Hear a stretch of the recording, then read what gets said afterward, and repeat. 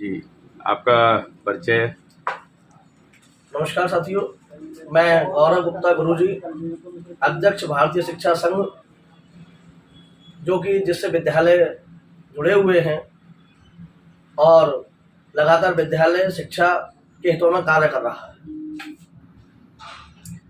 आजकल एक प्रश्न उठा है कि प्राइवेट विद्यालय सिलेबस और फीस को लेकर के जनता में एक असंतोष है, तो उसके बारे में आपका क्या कहना है? जी, बहुत अच्छा प्रश्न किया।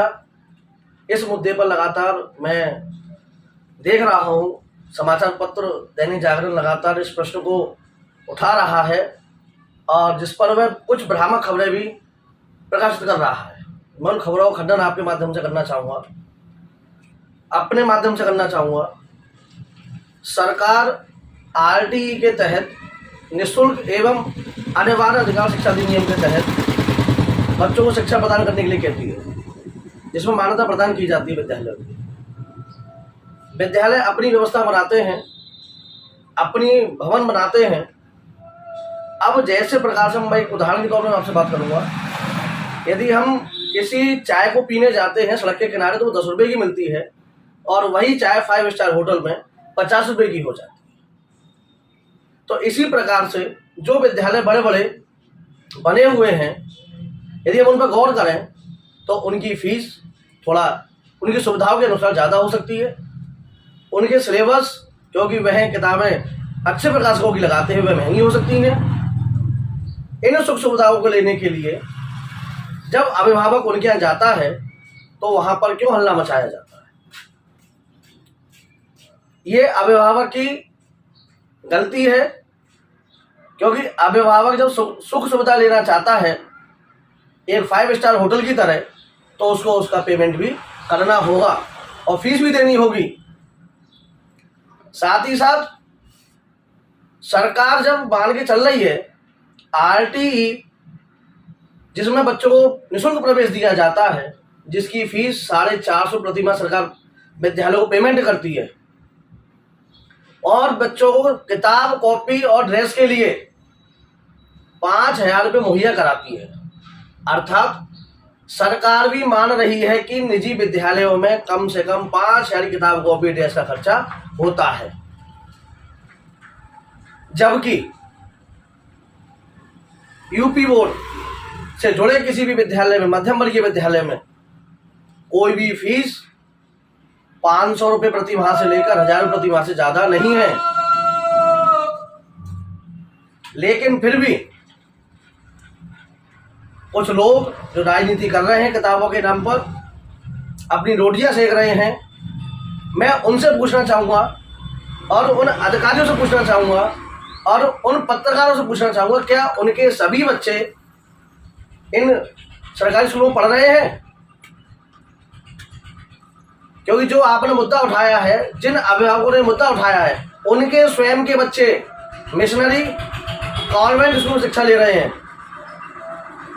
यह मुद्दा मध्यम वर्गीय अभिभावकों पर आकर क्यों टिक जाता है?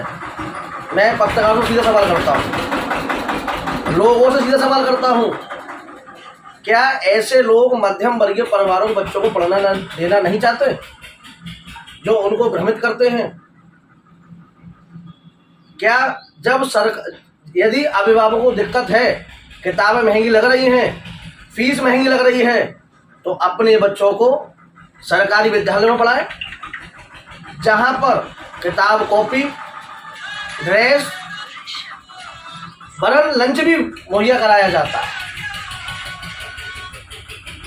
इस मुद्दे पर मैं सभी लोगों से, अभिभावकों से कहूँगा, इन पत्रकारों और समाचार पत्रों के माध्यम से भ्रमित ना हो, क्योंकि यह इस मुद्दे पर कुछ लोग राजनीति करके अपना चेहरा चमकाना चाहते हैं।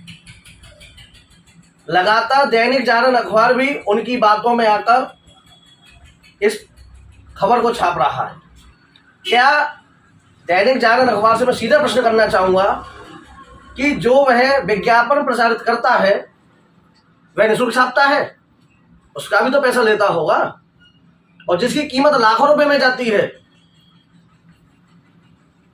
समाचार पत्रों में केवल समाचार पत्र का ही नहीं, बल्कि आम जनमानस का, जनता का भी उसमें बयान आ रहा है कि इस तरह से फीस ज़्यादा ली जा रही है और वो अपनी बातें अपने फ़ोटो के साथ दे रहे हैं, तो इस बारे में आप क्या कहना चाहेंगे?